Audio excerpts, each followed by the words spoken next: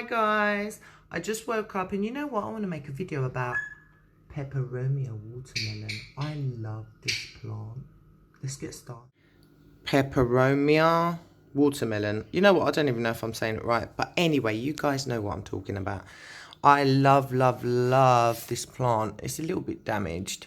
That was how it was when I got it and it just stayed like that. But guys, what I know about this plant is it's beautiful, that's for sure. And I've had this for a few months now. And with me, the way I look after my plants, usually I wait for them, most of them anyway, to let me know when they're thirsty, because I'm scared of overwatering. I would rather underwater a plant than overwater it, because you get root rot. And these guys are like that as well. You don't want to overwater them.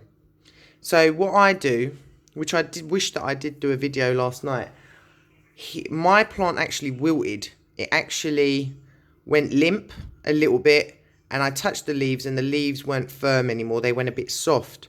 So obviously I knew it needed watering. Now, this is in its nursery pot. I'm just going to try and show you.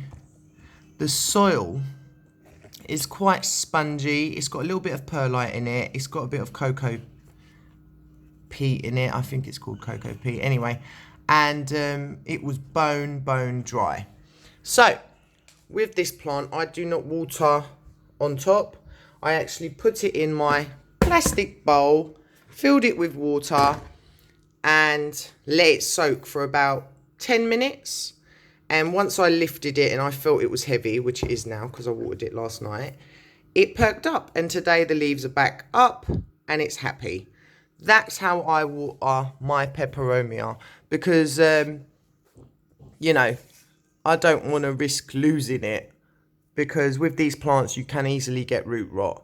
And when I first bought this, it was overwatered and I lost a lot of leaves actually. Even though it's quite full, I still had a lot of leaves that I lost.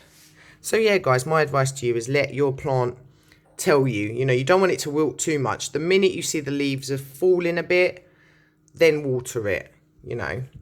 And I've got loads of babies in here. So yeah, this plant likes indirect light. You don't want to put this anywhere where it's going to get direct light on it, because you will scorch the leaves. And that's probably what's happened in the shop where it was. It got a bit of sun. So indirect light. I keep this in my kitchen. And it's quite an easy plant to look after. It's a good beginner's one. Now, propagation. There's two methods of propagating, which I'll show you. I've got loads of bits and bobs in here. But I done a chop on this. It's only recently done it, so it's not rooted up yet. And I just put it in water and keep it in my kitchen where it gets indirect light. That's one way of doing it, which is easy peasy. Now this is another way of doing it. Now I've got cling film on top with a rubber band, but you can use a plastic box. You can use containers with lids, because you want to keep the humidity in the box.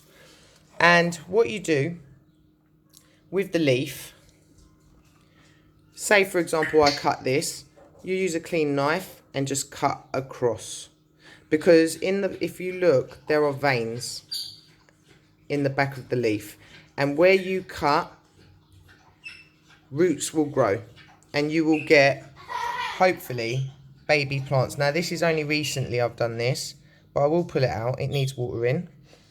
So as you can see, it does need a water. It's gone a bit dry. But like I said, this is only new that I've done it. Now you don't want to go mad soaking the soil it's in. I've done that before and the leaf has rotten. So what I do is I just mist it.